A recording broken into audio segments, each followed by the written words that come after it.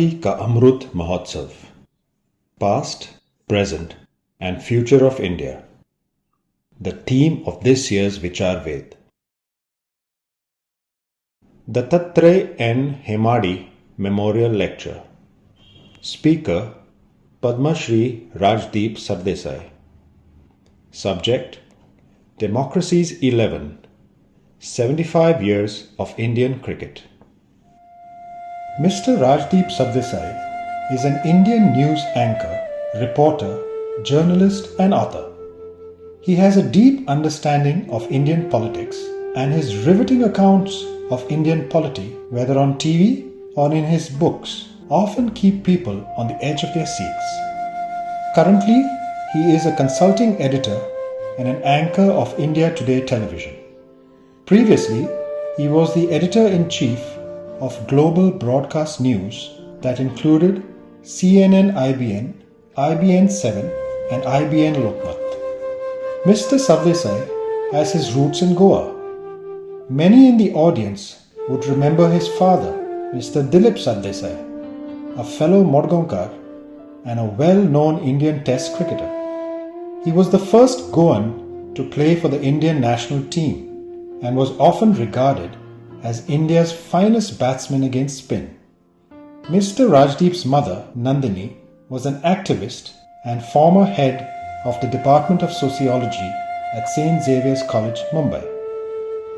With degrees in economics from St. Xavier's, Mumbai, and jurisprudence and civil law from University College, Oxford, Mr. Sardesai has an enviable breadth of knowledge which is displayed through his intellectual acuity on TV and in his books.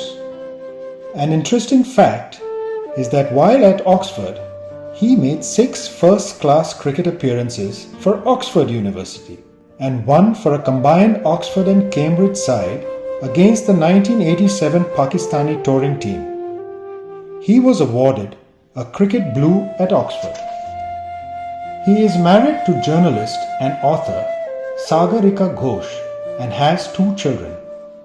Mr. Sardesai has received the Padma Shri awarded by the Government of India in 2008, the International Broadcasters Award and the Ramnath Goenka Excellence in Journalism Award for 2006. In 2020, he received a Lifetime Achievement ENBA Award. Mr. Sardesai has published a number of books, including 2014, The Election That Changed India and Democracy's 11.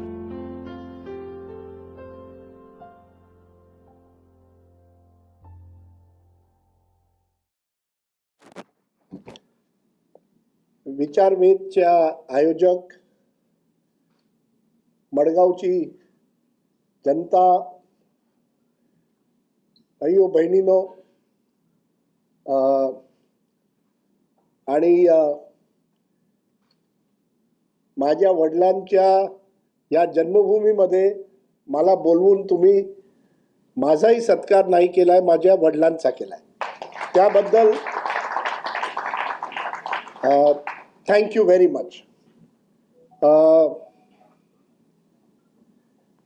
सलीलनी ज्या दिवशी मला phone करून विचारलं की आपण याल का, मी 90% जात नाही कुठे, कारण की मग एक इन्व्हिटेशन घेतलं तर लोक म्हणतात नाशिकमध्ये अशी एक व्याख्यानमाला चालू आहे गेल्या वर्षापासून आणि मी नेहमी नाही म्हणतो कारण की मेचा महिना आहे, गरमी खूप असते नाशिकात. तर मी त्यांना म्हणतो तुम्ही नोव्हेंबर डिसेंबर मध्ये करा, मी नक्की येईन. पण ज्यावेळी सलीलनी फोन केला आणि मडगावचं नाव दिलं, मी लगेच म्हणालो I will have to come, because I could not say no to coming to Madgaon. So thank you very much. For my father, this was a very special place. Let me therefore also say, when Salil said, what subject would you like to speak about? मला वाटलं अगोदर ते म्हणतील you should speak on politics, which I was ready for. पण politics म्हणजे विवाद. Politics म्हणजे there will be some controversy, there will be some debate. Then he said, will you speak on 75 years of Indian cricket based on your book? So I said, I am very happy to speak on cricket, कारण की क्रिकेटवर when you speak, people start smiling. When you speak on politics, people get angry. So I thought that the better way is to speak on something that will make people smile, but I will link my cricket lecture today to politics and society in a way. Because I think we should speak about society and use cricket only as a mirror in a way to talk about society around us. So that's how I have decided to, in a way, position this lecture. It is 75 years of India, yes. It is 75 years of being a democratic nation. How does our democracy, how does cricket in a way reflect what we have achieved and what we have not about democracy? But before that, let me just complete my father's story because I think that is important. My father left Madgaon at the age of 17 in 1957 and never really came back full time, but his heart was always here. And I'll tell you how. His best series was 1971 in West Indies. And I remember someone asked him once, how is it that you were so successful in the West Indies? And he said that I was successful in the West Indies because West Indies reminded me of Goa.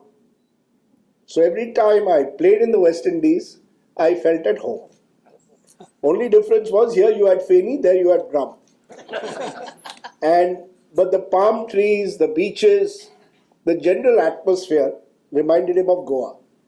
He is still the only Goa-born cricketer to play for India.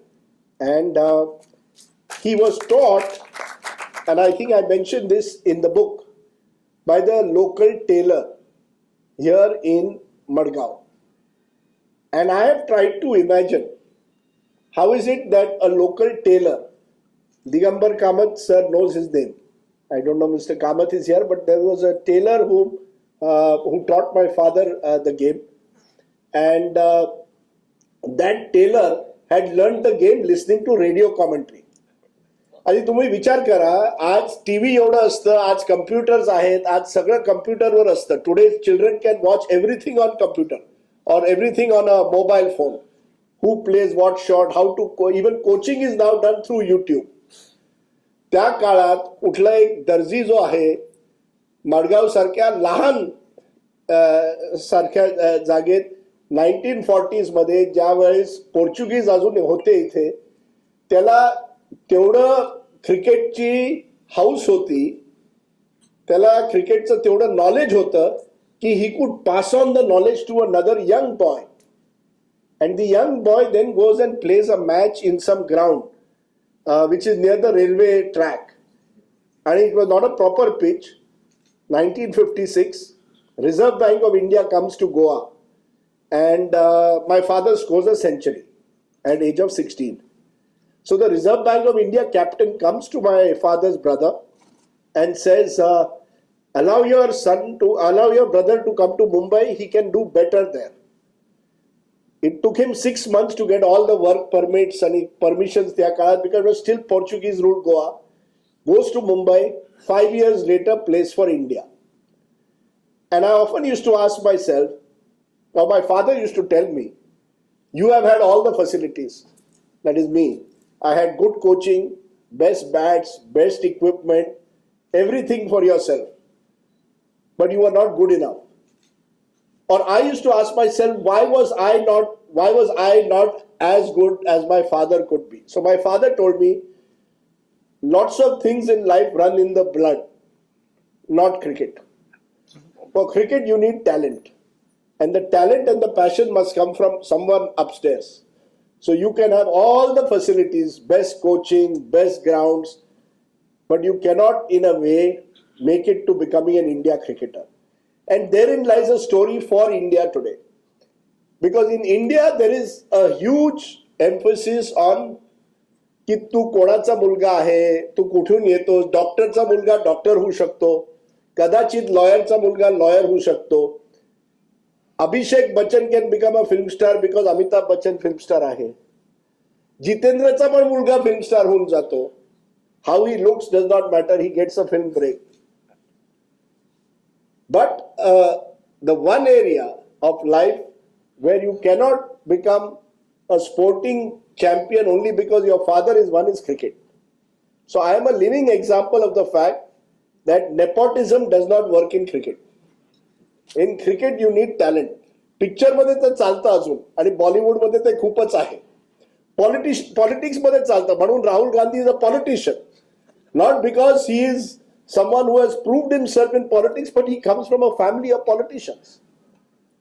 There is, in Indian cricket, if you look, barring Amarnath and to some extent Manjrekar, there is no instance of constant generations playing for India. In fact, Amarnath is a rarity. वडील पण खेळले आणि त्याची 2 मुलं खेळली. But otherwise, cricket is not about nepotism. But therefore, I think it offers an important lesson in life. That in life, if you are, just because you belong to a particular family, does not make you successful. My father had no godfather. He went to Mumbai in 1957 from Goa, knew no one virtually. One of his cousins, Sopan Sardesai, was a good cricketer who had played for Bombay University. But that was it. And that was a very, very different India. That was an India where you had to be often part of a princely family or part of some big gymkhana or big club to play for India. So I think in a way, in these 75 years, one of the things that has changed in a way for this country is that today I think people can make it without necessarily needing a big patron or networks like you needed 50, 60 years ago. 50, 60 years ago, it was not so easy to make it in any field of life without some network being attached to it. That is changing very slowly, but it is changing. In 1932, when India played its first test match in cricket, the original Indian captain was Maharaja of Patiala. Not because he was a good cricketer, but because he was a Maharaja. When he withdrew, he was replaced by Maharaja of Porbandar. Not because he was a good cricketer, but because he was a Maharaja. Eventually, mercifully, C.K. Naidu, who was the best cricketer of his generation, was made the captain. But it was an India which was very, very feudal. It was an India which was therefore an India which was where you needed the blessings of some godfather to achieve what you could in the cricketing game. My father was lucky that he had good coaches, that someone came and coached him. Manya Naik was his coach. But Manya Naik was the Wilson College coach who used to coach on the ground. He was not a big name. But therefore, it was much more difficult for my father's generation to make it in Indian cricket than perhaps it is today. Because today you have all the facilities, all the opportunities, all the coaching. You don't have to play on one ground in Madgaon today to play for India. And then be spotted by a Reserve Bank of India captain. In fact, the biggest change that I think has taken place in India and Indian society slowly for the positive in the last 75 years is the rise of what I call small town India. India was dominated for the first 40, 50 years of its independence by the big cities. And that reflected even in cricket teams. In 1971, when India defeated England for the first time in England, 6 of the 11 players were from Mumbai. So whether you are from Goa, whether you are from any small part of Maharashtra, you had to come to Mumbai to play for India. By 2011, when India won the World Cup for the first time, 6 of the 11 players were from small towns. Mahendra Singh Dhoni from Ranchi, Harbhajan Singh from Jalandhar, Munaf Patel from Bharuch, Zahir Khan from Srirampur, Suresh Raina from Ghaziabad, Virender Sehwag from Najafgarh. And the balance of power started changing, I believe, at that time in Indian society, to the point where even our politicians, and to be fair to Prime Minister Narendra Modi, he also comes from a small town of Vadnagar. So when you think about it, making the journey, I've often thought for even a Modi, for Mr. Modi from Vadnagar to 7 Lok Kalyan mark cannot be an easy journey. Because I think the journey in a way shapes the person. Someone tells me, how is it so? You see, Modi seems to have, on the positive, it's a positive and a negative. The positive is there is a fire in the belly. कि कुछ करना है. कि once you made such a long journey in life, that life journey makes you stronger.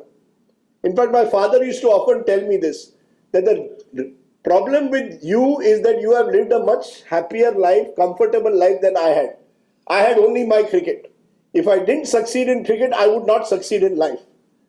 You, on the other hand, had the best schooling, went to the best places to study. Therefore, you had the advantage in a way of being in an environment where you felt that even if I don't succeed at cricket, I can be a lawyer. And if I don't succeed at anything, then you can be a journalist. But you have options in life. I had no options. Sometimes I think the rise of small town India and the rise of the small town cricketer is because they feel that this is the only way they are going to make life's journey to reach somewhere, to be more mobile in life.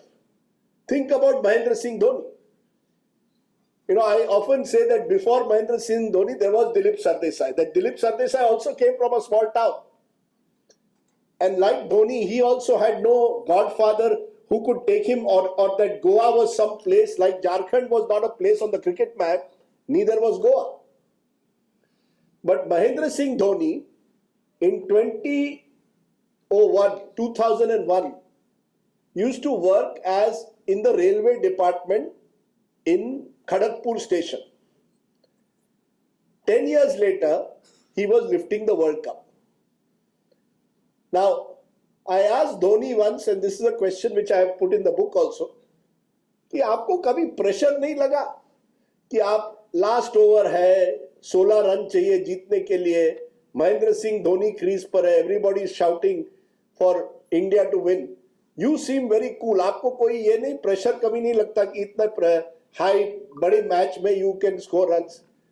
And he said something which has stood with me कि राजदीप भाई ऐसा है कि pressure वो होता है कि जब आप वो रेलवे डिपार्टमेंट में you are in charge of ticket collection और वो खड़गपुर स्टेशन में सब बंगाली लोग ट्रेन में घुसने की कोशिश कर रहे हैं और आपका जो सुपरवाइजर है आपको कहता है किसी को बिना टिकट में अंदर अलाउ नहीं करना, तब प्रेशर होता है कि कैसे वो ट्रेन को कैसे संभालना है, how do I manage the train.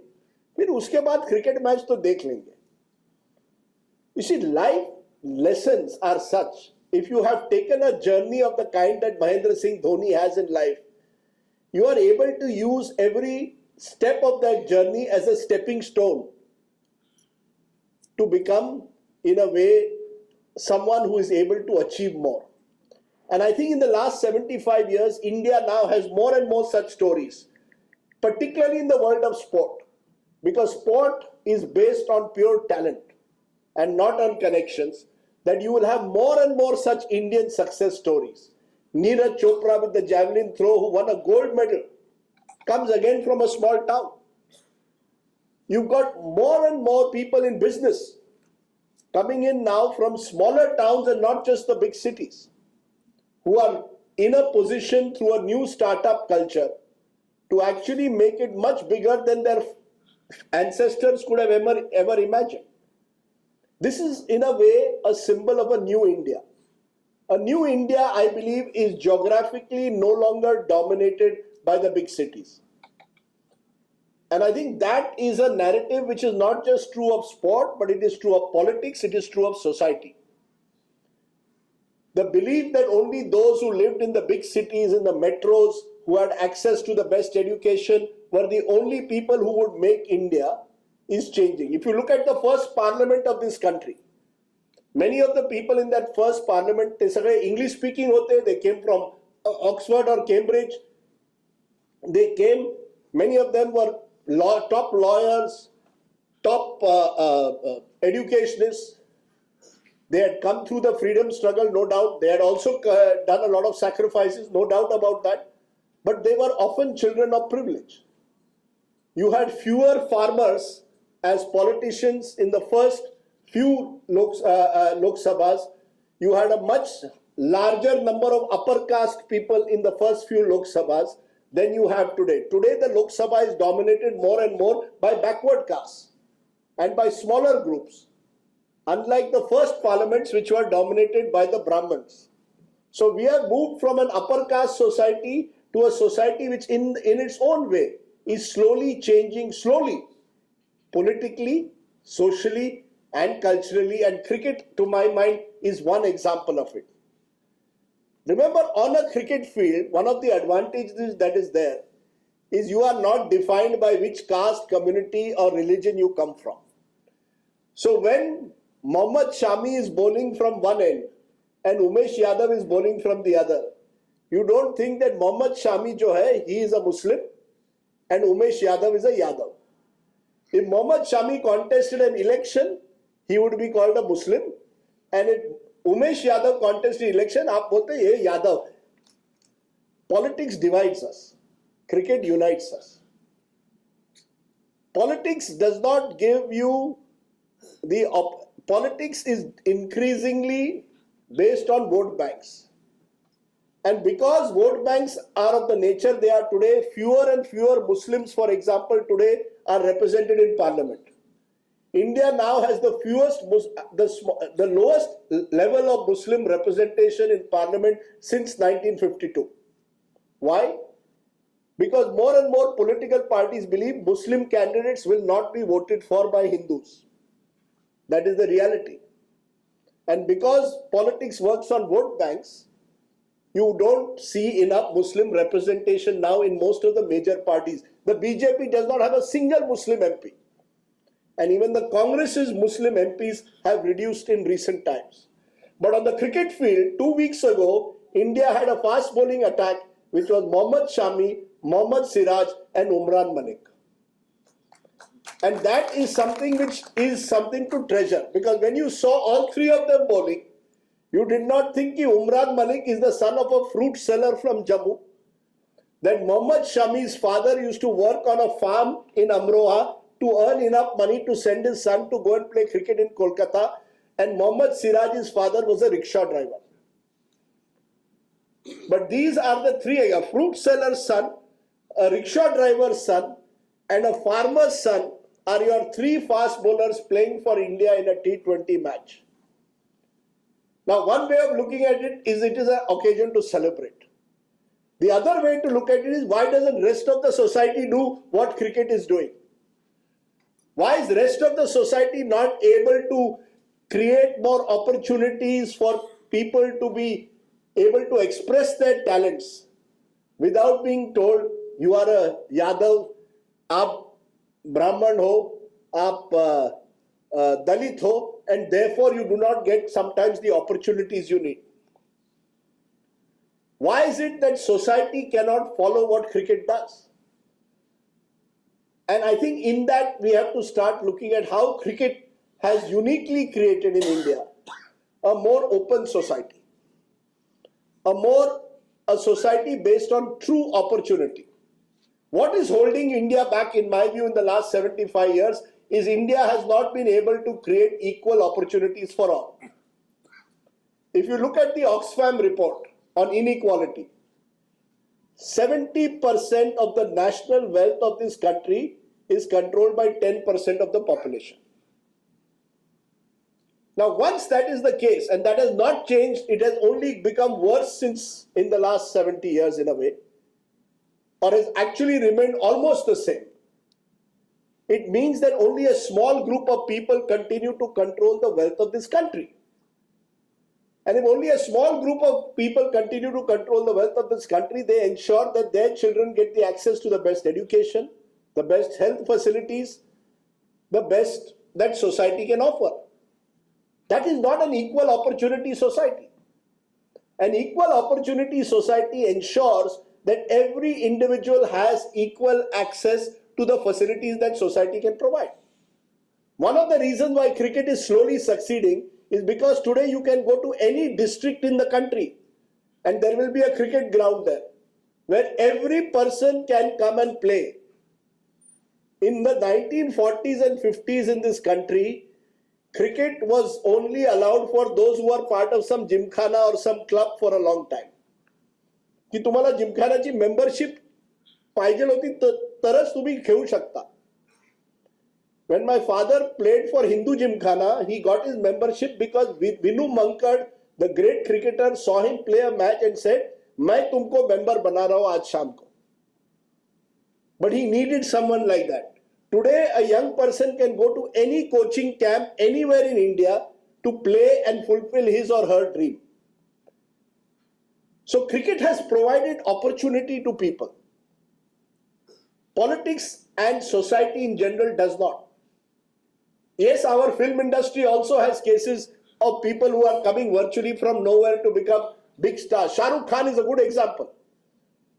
You see, out of all the Khans, Shah Rukh Khan had no filmy background. He was a boy from middle class Delhi with no godfather, but made it to becoming the biggest star of his times. But Shah Rukh Khan in the film industry is an exception. In film industry, even now, a lot of success depends on aap kisko jante hain. In cricket, that does not matter.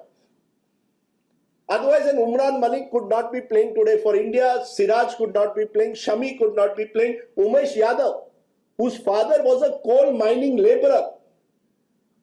And Umesh Yadav's first job that he applied for was a traffic constable in Nagpur. He did not get the job. He said, जब वो job नहीं मिला तब मैंने सोचा अभी cricket ही करते हैं. So Nagpur traffic's loss is Indian cricket's gain. But the fact is that all these boys got some opportunity in life. The point I'm trying to make is that while we celebrate this 75 years of Indian democracy, we should ask ourselves, democracy for whom? Is it only a democracy for the 10% who have access to 70% of the country's wealth? Or is it democracy for each and every Indian? Democracy has only real meaning when all of us have equal opportunity. The only day we are all equal is voting day. On voting day, all of us have to stand in the same line, whether you are a VVIP or whether you are an Aam Aadmi. And what is good about India is on that day when anyone tries to break the line, everybody gets a voice and says, hey, line madhe ja. But that is the only occasion when someone who is driving a Mercedes and someone who is driving an auto rickshaw can both claim that they are equal citizens. But that only happens once every 5 years. Democracy cannot be simply about voting once every 5 years. It cannot be a ritual. Cricket, on the other hand, can be celebrated 365 days of the year.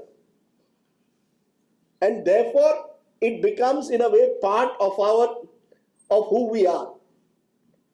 One of the other big changes that has taken place is the rise of market economy. You see, when cricket started in the 40s and 50s, most cricketers were dependent on a job with either State Bank of India or, like my father, joined ACC. There were 4 or 5 public sector companies that provided jobs and a few private sector outfits like Tata's that provided jobs. You are basically almost like bonded labor. की तुम्ही ऑफिसमध्ये 9 ते 5 येणार, 5 वाजता तुम्ही क्रिकेटच्या ग्राउंडवर जाऊन 2 तास क्रिकेट खेळणार, त्याच्यानंतर तुम्ही आमच्या क्लब्स आमच्या ऑफिससाठी ऑफिसचे मॅचेस खेळणार. But we will pay you a salary and you will play for the office. The BCCI was even worse. The BCCI gave each player used to be paid in those days 250 rupees a test match. Test match. And once, very interestingly, in the 1950s, India defeated New Zealand in 3 days. And the players got a check of 150 rupees. So one of the players went to the board official and said, you are giving us 150 rupees. We are supposed to get 250 rupees. That is he said, आपको किसने बोला 3 दिन में match जीतने के लिए? So they were effectively dihadis, day laborers being paid 50 rupees a day to play for India. Today, imagine a person who has not even played Ranji Trophy can get an IPL contract for 8 crores for paying for 8 weeks. For 8 weeks, you get 8 crores, even if you have not played Ranji Trophy. Kapil Dev was telling me the other day, he said, Rajdeep bhai, मैं तो India के लिए 15 साल without a break खेला. Person is earning 8 weeks what I did not even earn in 15 years. I said, sir, तुम wrong जमाने में जन्मे हो. But he admitted the world has changed. We are a market economy. You see, today we celebrate in this country the list of the wealthy. How the wealth, who is, when Gautam Adani today is under a political, is the subject of a political controversy. But same Gautam Adani 4 weeks ago was on the cover of every magazine. As India's third richest person, we were all celebrating it. From celebrating Gautam Adani a month ago, now we are saying, Acha, he must be having some political link. We knew what this Hindenburg research report is saying. Many people have been talking about this for a long time. But today, India celebrates wealth. Today, your status does not matter on your, at times even on your educational qualifications, it matters on your bank balance. And as a result, I think somewhere we have lost track of our moral values. And I think that is true of cricket as much as it is true of society and life in general. Because while the cricketers of the previous generation may not have made the kind of money that they do today, there was, to my mind, they were more sincere to the game because the game was their life. Today it has become, they are very talented. No one doubts the talent of our players or their commitment to the game. But none of them want to play Ranji Trophy. None of them want to play club cricket. They only want an IPL contract. I write in this book that Sunil Gavaskar once played for India, scored a double century in England, came in the morning back to India at 5 a.m. in the morning. At 8 o'clock was there on the Mumbai Maidan to play for Dadar Union. Which cricketer of today will want to come and play for his club called Dadar Union after having come from a foreign tour? So the local connect with the Maidan, where you grew up, where you were nurtured, has gone. And in a way, there is this disconnect which is there around us in society. That what our roots are, where we come from, no longer seems to matter as much as it used to. We are now in a globalized world. So I can understand that our ambitions are different. But surely it matters where you started off in life. And I think that is in a way a sense of belonging, of identity that cricket provides you. When you play for India, you represent the best of India. And only 11 people can play. So I think what we need to recognize is sports provides you a certain identity that cuts across all barriers. When you are on the cricket field, you are a true patriotic Indian. Our politicians talk patriotism, but their first instinct is, "Main next election kaise jeetunga." We have seen this in Goa more than any other place. In Goa, there is no notion anymore of party loyalty. You move from one party to another as if you are changing your clothes every day. Because identity no longer, your identity is not, who you belong, because we have lost a sense of identity. We have lost a sense of ideology. What is the basis on which we become politicians? Those who become politicians used to become on a basis of an ideology, a vichar dhara. Now there is, how do I get power? I think cricket mercifully is still away from all of that.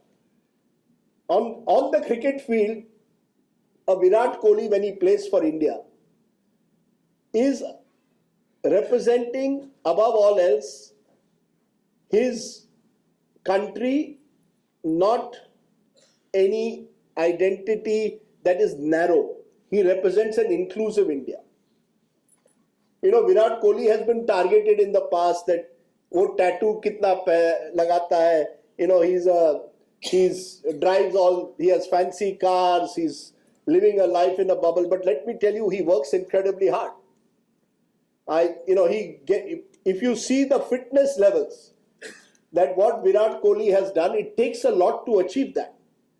The hard work there are no shortcuts. The important thing to recognize in life, in politics in particular, there can be shortcuts sometimes. In cricket, there are no shortcuts. You can play a late cut, you can play a square cut, but you cannot take shortcuts. You have to work hard. And that incredible work ethic is what makes Indian cricket so something that we can truly, they are our role models. They become our role models because they are real life heroes. You see, a film hero at the end of the day may get a film double to make. Shah Rukh Khan will have a film double to do the stunts. He will get a box office return on the film like Pathan. But the real glory should go to the person who's doing the action sequences. On the cricket field, there is no one else to do the action sequences for you. You have to do them yourself. In fact, my father often used to tell me this again. He said, when you are on the cricket field, your surname will not get you any runs. Your bat will have to get you the runs. Now that, I think, is a life lesson for all of us. Because all of us today, in a way, need to recognize that there are no shortcuts in life, especially the younger generation. There is a new India which is growing up on the bubble of how to get rich quick. How do I become, kaun banega millionaire, kaun banega crorepati? Nothing wrong in becoming a crorepati, it's good. But you need to work to get there. There are no shortcuts to becoming a crorepati in life. And in that sense, I think cricket's work ethic and the stories in a way of these cricketers, many of whom have come from relatively humble backgrounds, is a life lesson for us that there is no substitute in life to hard work. There is a sense also that we are, through cricket, living India's great dream to become a truly world-class nation. In the sense that cricket is one of the few areas in the world where we can claim we are number one. You see, we cannot claim we are a Vishwa Guru, as the Prime Minister sometimes does, unless we are actually able to get, as I said, a more equal society. Unless we are able to actually lift the per capita income of our country. There is no point in saying we are becoming a $5 trillion economy without lifting the per capita income of millions of Indians. We have to build, in my view, an equal opportunity society like cricket does if we have to reach the next level. Cricket achieved what it was because cricket democratized itself. Cricket made sure that it is not an elite sport. Cricket in India is no longer a sport played only in gymkhanas and clubs. Cricket is played on every maidan in this country. But politics in this country is still a closed shop. Out of our 543 MPs who are there in parliament, more than 140 even today are people whose sons, fathers, people whose family members were also politicians. That means 1 in every 3 MPs in this country, even today, is linked to a family which is also in politics. Now, politics was never supposed to be gharane-shahi. You could possibly think of an industrial gharane-shahi, a family business. But politics was not supposed to become a family business. In India, politics has become a family business. Cricket has not. I am a living example of that. In a way, therefore, we have to break the shackles to democratize India.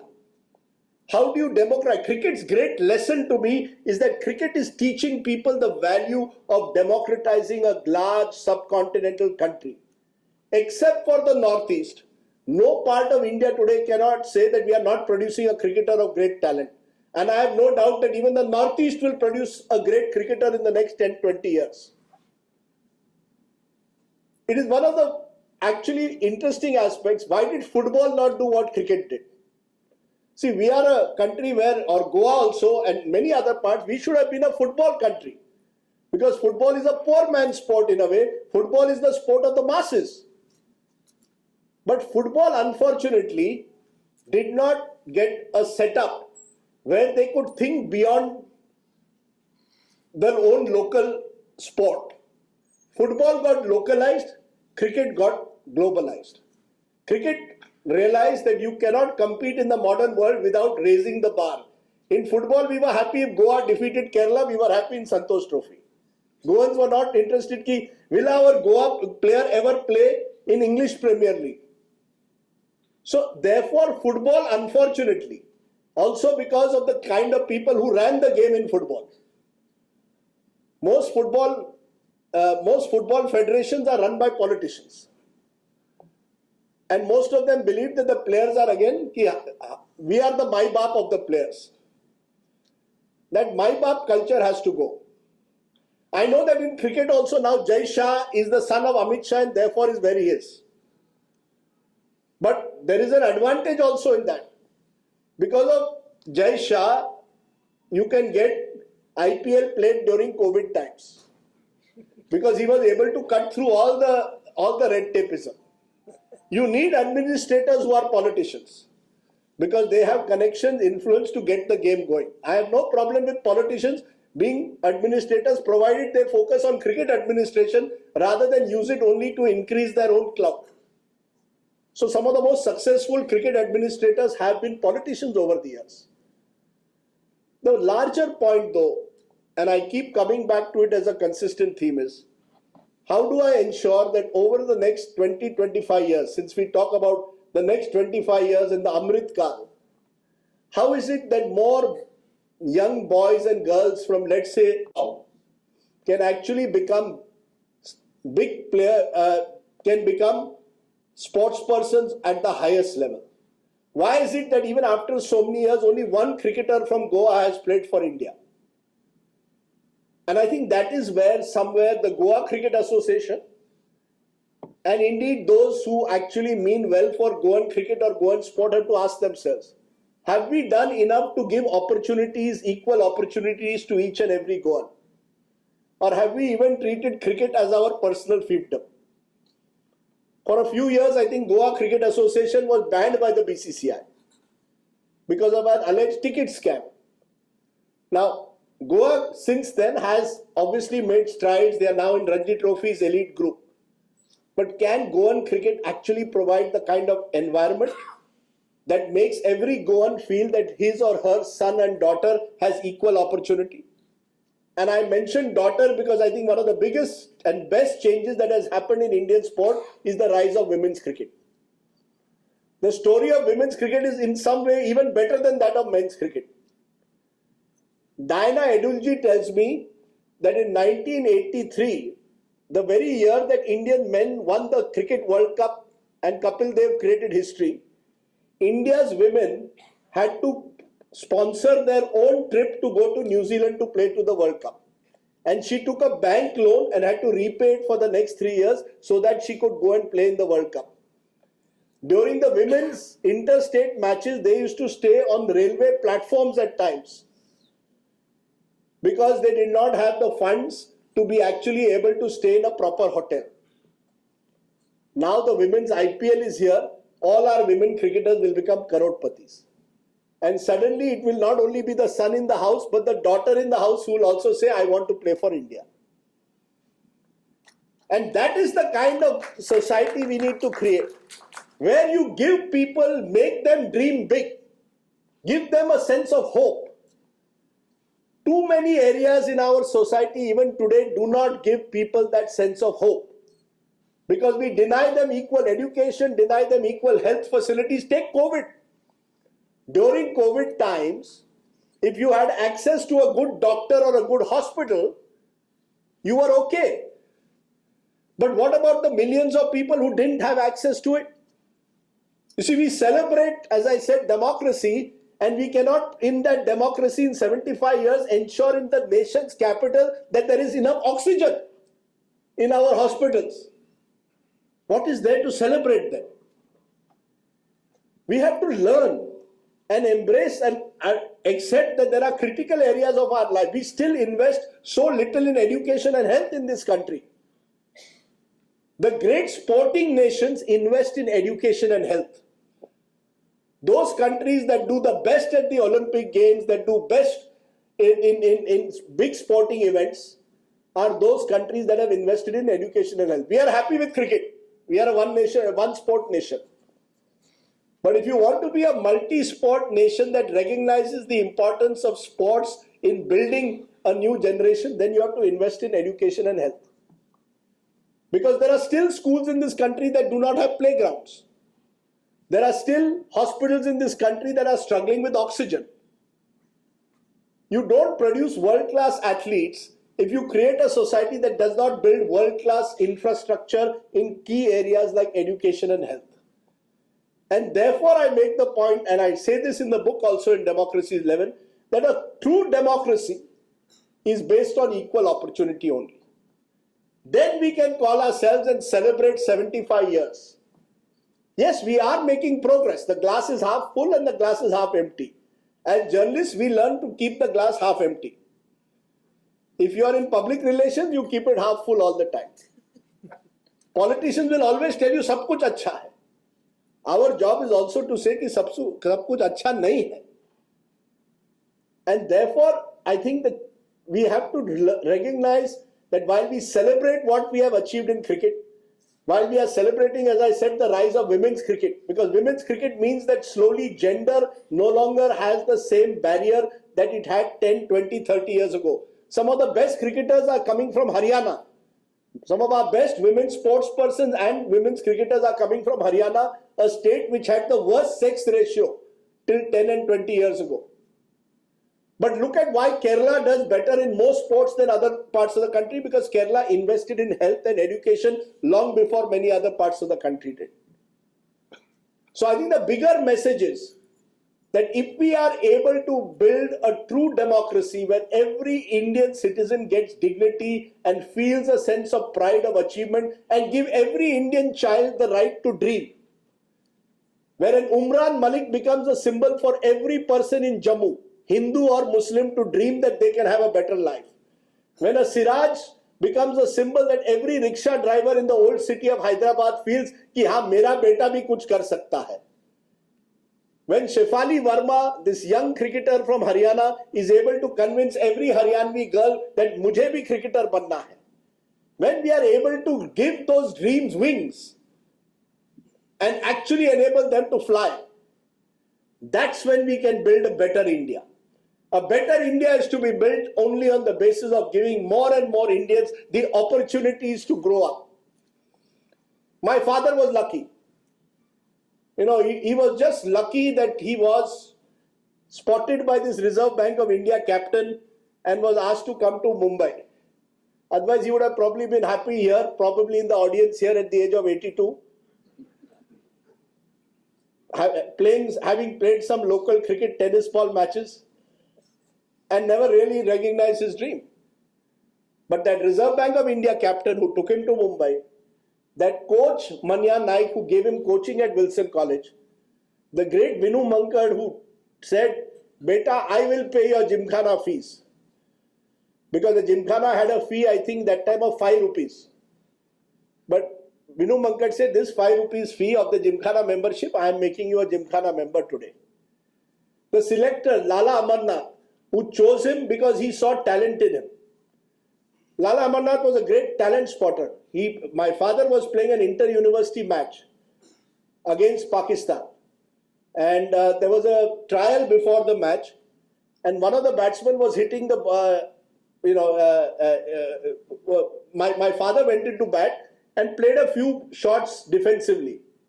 Lala Amarnath comes to him and says, Beta, you are a very good defense. Thoda upar se maro. My father said, why?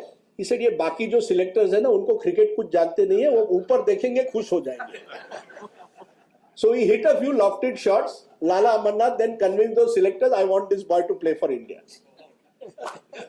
Now, how, to get someone like a Lala Amarnath, who was ready to give you that opportunity to choose you at the age of 21.